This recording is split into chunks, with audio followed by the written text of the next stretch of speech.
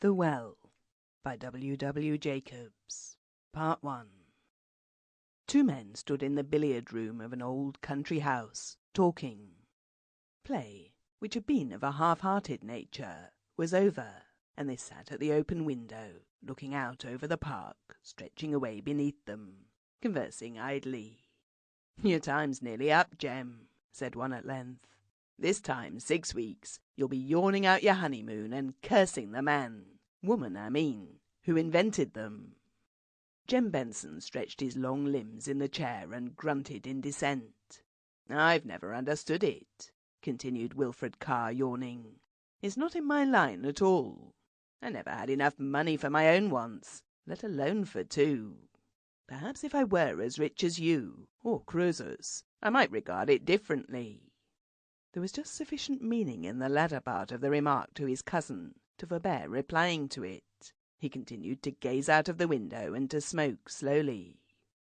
"Not being as rich as Croesus, or you," resumed Mr. Carr, regarding him from beneath lowered lids, "I paddle my own canoe down the stream of time, and tying it to my friends' doorposts, go in to eat their dinners."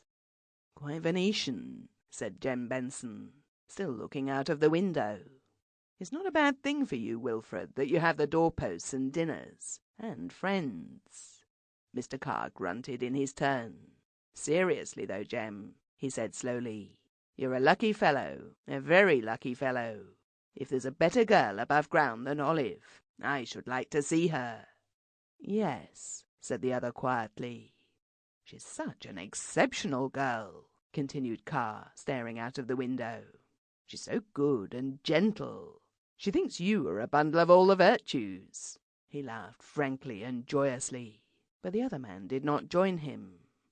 "Strong sense of right and wrong, though," continued Carr musingly. "Do you know, I believe that if she found out that you were not—" "Not what?" demanded Benson, turning upon him fiercely. "Not what?" "Everything that you are," returned his cousin, with a grin that belied his words. "I believe she'd drop you." "Talk about something else," said Benson slowly. "Your pleasantries are not always in the best taste." Wilfred Carr rose, and taking a cue from the rack, bent over the board and practised one or two favourite shots. "The only other subject I can talk about just at present is my own financial affairs," he said slowly as he walked round the table. "Talk about something else," said Benson again, bluntly.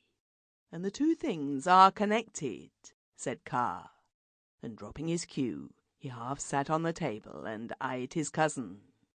There was a long silence.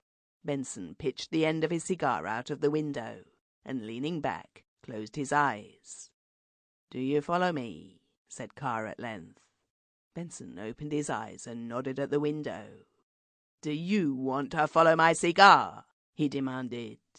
"I should prefer to depart by the usual way for your sake," returned the other unabashed. "If I left by the window, all sorts of questions would be asked, and you know what a talkative chap I am." "So long as you don't talk about my affairs," returned the other, restraining himself by an obvious effort, "you can talk yourself hoarse." "I'm in a mess," said Carr slowly. "A devil of a mess. If I don't raise £1,500 by this day fortnight, I may be getting my board and lodging free." "Would that be any change?" questioned Benson. "The quality would," retorted the other. "The address also would not be good. Seriously, Jem, will you let me have the 1,500? "No," said the other simply. Carr went white. "It's to save me from ruin," he said thickly. "I've helped you till I'm tired," said Benson, turning and regarding him. "And it's all to no good. If you've got in a mess, get out of it. You should not be so fond of giving autographs away." "It's foolish, I admit," said Carr deliberately. "I won't do so any more. By the way, I've got some to sell. You needn't sneer, they're not my own." "Whose are they?" inquired the other. "Yours." Benson got up from his chair and crossed over to him. "What is this?" Sample complete. Ready to continue?